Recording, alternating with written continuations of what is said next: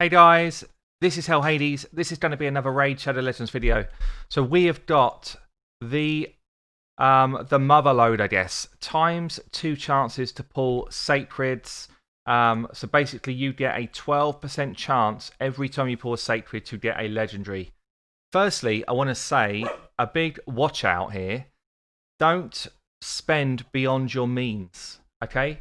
If you've got some money you put aside for gaming a month, fine, throw it in. I've had a few DMs from people over the last few months where they've got themselves into some serious trouble treating this as a massive addiction. And this type of weekend is where that can happen. So absolutely spend within your means. Use the shards that you've saved up from Clan Boss and stuff like that. But, don't go and blow another few £1,000s or something crazy just because you want to get a legendary. You can do all the content in this game without legendaries. Anyway, that's the buzzkill moment. What I want to do in this video is tell you about the champions, the legendaries that I've got that were the biggest game changers for me. And then I want to talk about 5 legendaries which I don't own, which I would absolutely love to get and play around with on my account. So as a content creator, obviously I pull more shards than most for other people and for myself. And I'm lucky enough to have a ton of legendaries. Now, I've been playing the game for, about 15 months. And early on, I didn't spend tons of money. Now I spend a bit more money because I'm doing content, to be honest.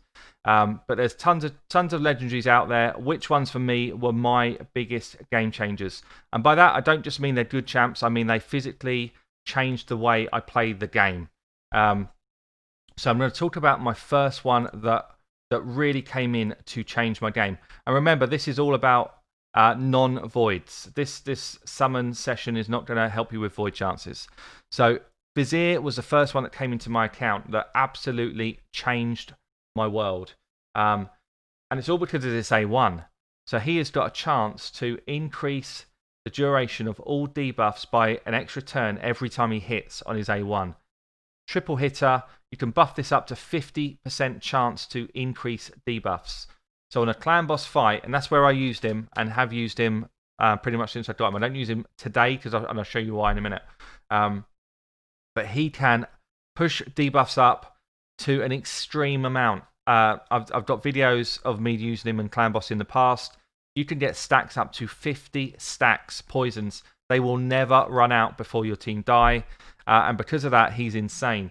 He's also got a sneaky decrease attack on his A2, which means that you can actually get away without running a decrease attacker because he'll put that on. He'll put these other 2 buffs on that you don't want, but he'll then extend them all day long.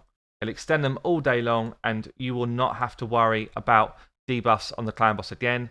You can go in with a fairly minimal poisoner, and providing that poisoner gets his stacks out in a reasonable amount of time, the poisons will stay there for the whole fight. So someone like an Alcazar, someone like a Juliana, any of those guys that are kind of semi-good at poisoning compared to like a Frozen Banshee, you can use them and Vizier will do the job. You can put someone out there that perhaps you want to build with a little less accuracy than normal. Let's say you wanted Razin to go in and do a ton of damage. You only had 214 accuracy for Ultra Nightmare. That would be enough because eventually he's going to land that debuff, and when he lands it, Vizier will extend it all day long. So game changer number 1 is Vizier. Brilliant champion, but mainly just for clan boss. But he's a game changer in that environment. Okay, next one for me is going to be Ultan. Ultan came into my accounts probably about 5 or 6 months ago, I guess.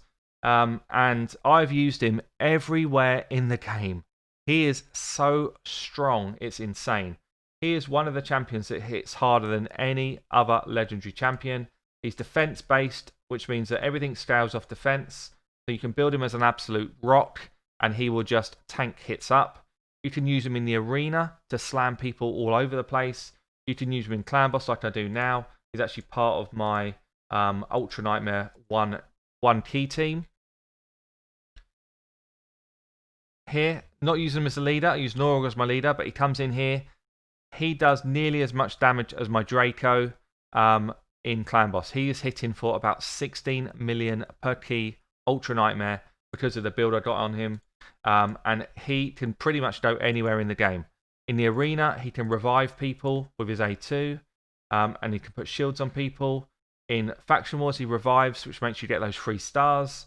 He's got a brilliant aura as well. All in all, insane champion. This is how I've got mine built. High defense, high crit damage. Really great champion. And for me, massive game changer. When I got him, he moved my clan boss damage up about, probably about 10%. That's number 2. Let's go for number 3, which is Bad Alcazar. Bad El, most people will probably know about this champion. He's actually not as overpowered as I'd say he used to be with the kind of change of current meta, but he is still a game changer. And the reason being is he makes you do more damage as a standard. As soon as poison gets on someone, you do 20% more damage. That's huge. That's a huge number, by the way, 20% more damage. Not like adding 20% crit rate, or crit damage, sorry. He increases your damage by 20% total. Massive, massive change. He brings healing, poison on an AoE basis, and he brings healing on his A1, another AoE attack. Brilliant for clan boss, faction wars, you name it, it's brilliant. Probably the arena is just a bit slow to get going, but other than that, he is an absolute game changer for any account, and you can play him anywhere in the game. That's why he gets these crazy reviews. Brilliant, brilliant champion. For me, game changer.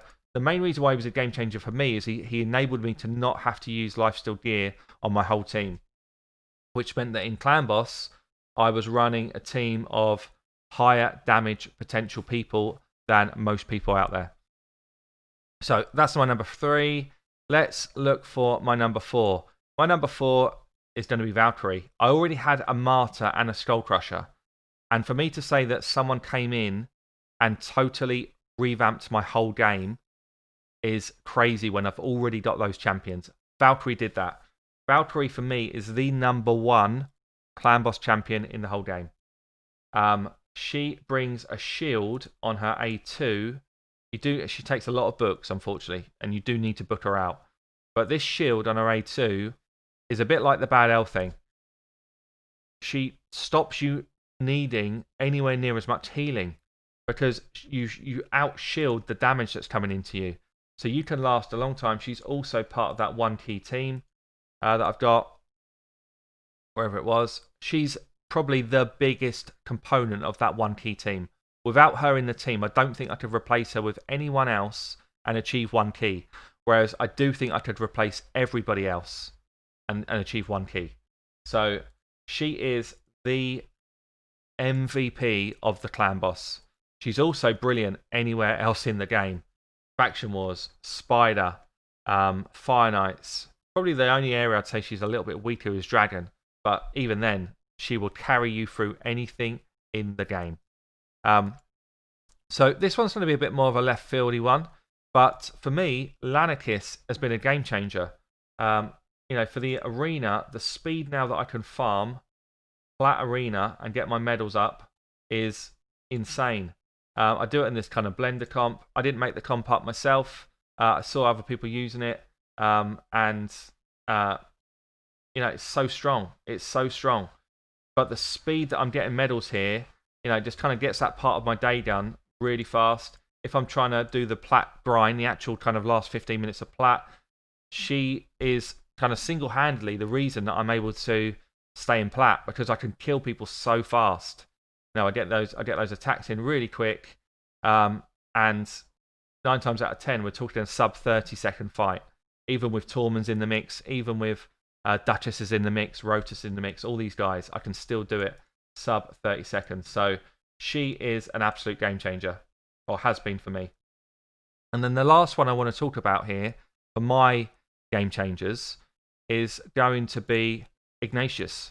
So Ignatius was the first champion that I got, which enabled me to beat Spider 20. And Spider 20 is a hard fight. There's more champions out there now.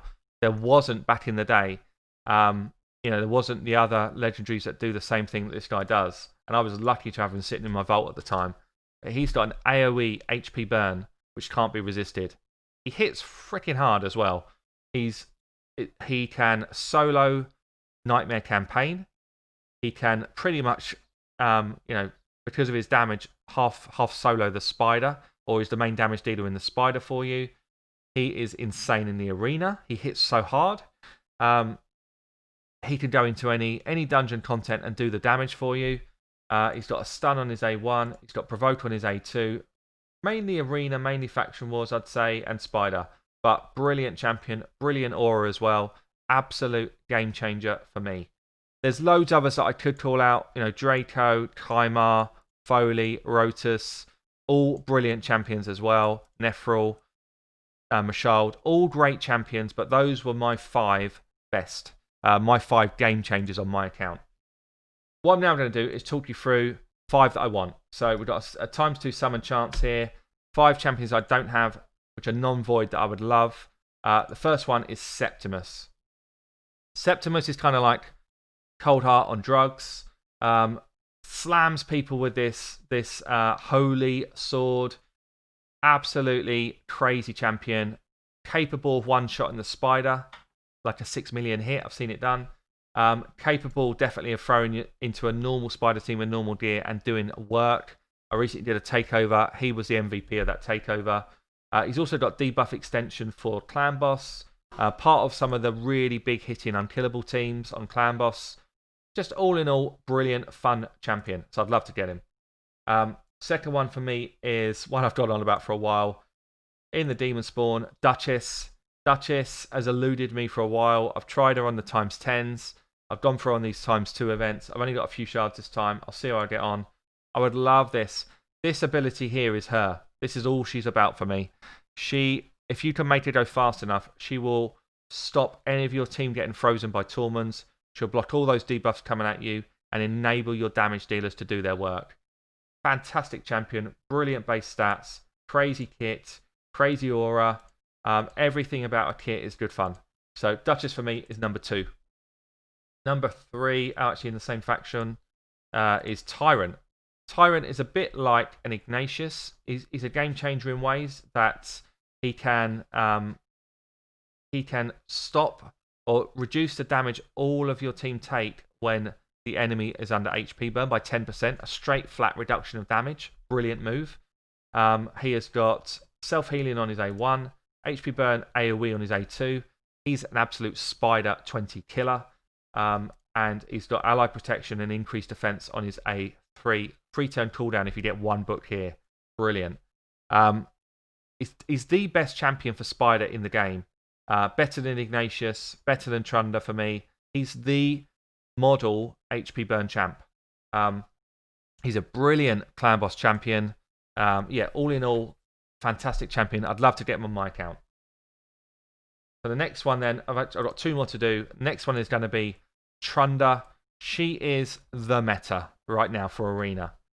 She hits harder than any legendary in the game with a double hit here. She can take out a rotor. She can take out a whole team with one thunderclap with this forge rhythm. Brilliant champ. She's got another big hit in AoE on her A2. She has got this kind of weird thing on her A3 as well, but I don't really care about that. Good base stats, crazy base attack, good base speed. She is the meta right now for damage. She is the meta. And then the other one, which is more of an old feud, I'd say. I still want a Mountain King. He's not the meta anymore. He slipped out of meta. The meta's gone back to speed because of Rotus. Rotus just slicing through people's defenses. I'd still love one though, with the new Arena 3v3 sort of setup. I'd still love to get one of these going. I'd love to see how high I can push his attack and HP and his resistance. Brilliant champion. He's got ignore 50% defense here, ignore shield and block damage here. All of his damage is based on HP and attack. And he gets 50% more attack every time he kills someone. He's a beast, an absolute beast. You can stack his HP well over 100k easy, and you will do absolute work with this champion. So that's my current game changers and the people that I'd like to change my game. I've been Hell Hades. Hope you enjoyed the video. I'll catch you all soon.